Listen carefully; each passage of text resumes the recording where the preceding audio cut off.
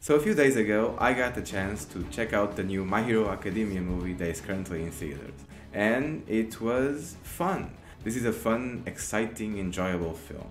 I have never actually talked about what I think of the show on my channel, or just reviewed it, because in all honesty, I wouldn't know what to say. I think it's highly overrated, but it's also extremely entertaining, so I wouldn't have a lot to say about it.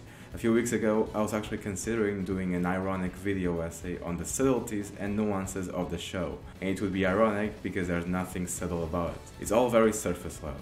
But then I realized that I would probably have to rewatch all the episodes from season 1 until season 4 as preparation, and so I gave up on that idea. But who knows, maybe I'll do a video further down the line, somewhere in the future. Heroes Rising was a fun movie. As someone who wasn't really expecting much, I feel like I got my money's worth. The most surprising thing about it was the animation. The first 15 seconds of this film have more fluidity and movement than the entire episodes of the show. It was such a contrast that it took a while for my brain to process what I was seeing. The animation in this movie is fucking phenomenal. Discounting the few instances where they used cheap CGI to help generate the environment, everything else looked amazing. And I am not talking about the visuals being just pretty good or awesome. Some of the stuff in the action sequences was One Punch Man Season 1 level of greatness. That's how incredible the animation was. So slick and vivid that it really makes you wonder how much better the show would be if this was their standard. Like, if instead of just coloring the manga panels like they usually do, they would actually deliver something as epic as what they did with this film on a weekly basis. That would be awesome. I mean, I understand that the fights between heroes and villains need to have much better animation than the rest of the episodes, and in a way, that's how the show works. They only spend money when it's a fight the fans are expecting to be great, otherwise it's manga panels with colors, but in my opinion, the show would be drastically superior if it had consistently great animation, similar to what the first season of One Punch Man was. Now, speaking on the story and the plot of the film, I found Heroes Rising weaker than the previous movie, and I don't remember what the movie was called, but I do remember the plot, and it felt more like a complete movie than this. It had more substance, and it was considerably more complex than what this film has to offer. Now, don't get me wrong, that first movie wasn't anything extraordinary or great. It was a typical OVA story where the main characters go to a new place to do something that doesn't really matter, and then villains show up. And in the end, it has nothing to do with the main arc of the show. It's just more of what My Hero Academia is about, the characters. It's a simple, by-the-numbers plot that has no connective tissue with the main story, but it serves its purpose in showing us the characters we have grown to love going through another adventure.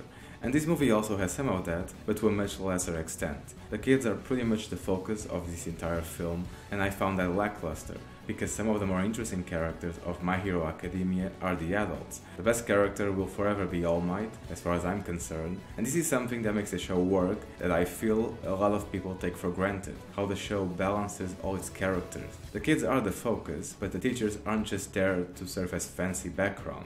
They add to the show's strength, and that is important since the kids themselves can come off a bit simplistic and generic, and having more complex characters join in makes the plot stronger. If My Hero Academia was only about the kids, My Hero Academia would have been cancelled back in 2016. This movie does have a few adults, but unfortunately they aren't characters. Discounting the few cameo appearances of the ones we know from the show, everyone else is either an extra or a villain. And the villains don't have much to offer. In terms of superpowers and character design, they all look the part, but as actual fully fleshed out characters that offer something meaningful to the story, no. They're just there to be the bad guys for our heroes to defeat. The main antagonist is a cheap knockoff of All for One. His powers are more creative than his personality. I mean, the guy can create giant blue sea serpents that resemble the blue-eyed white dragon from Yu-Gi-Oh! And every time he used this power, I had a smile on my face. But every time they tried to explore his background as an actual human being, I rolled my eyes. It was just generic nonsense. Something that wasn't nonsense was the way Deku and Kachan managed to defeat the main villain.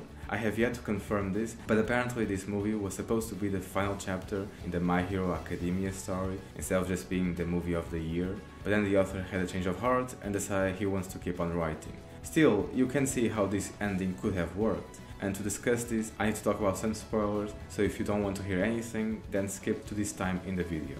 In the end, Deku realized he and Kachan aren't strong enough to defeat Nine, so Deku, being Deku, did the only thing he could think of that would save the children. He passed One For All to Kachan, and then both of them, with One For All, defeated Nine, similar to how he and All Might defeated that Magneto villain in the other film. And I love this decision. I mean, it doesn't make much sense considering the first season ended with something on the lines of Midoriya saying to the audience that this was a story of how he became the world's greatest hero.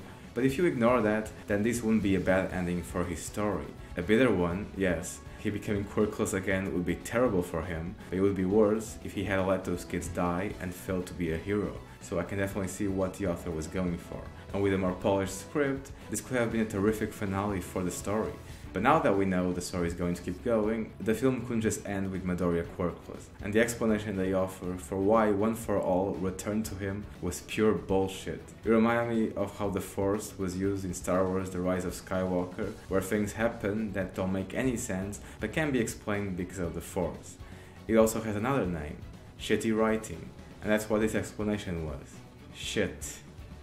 There's still soldiers in this universe, like normal, regular soldiers. What the fuck are they going to do against a fucking god? Or monsters and dragons? The world building in My Hero Academia is fucking bananas. I'm giving Heroes Rising a 5 out of 10, the same rating I gave the other film, despite thinking that one had a stronger story. Definitely check this out if you're a fan of the show. You won't be disappointed.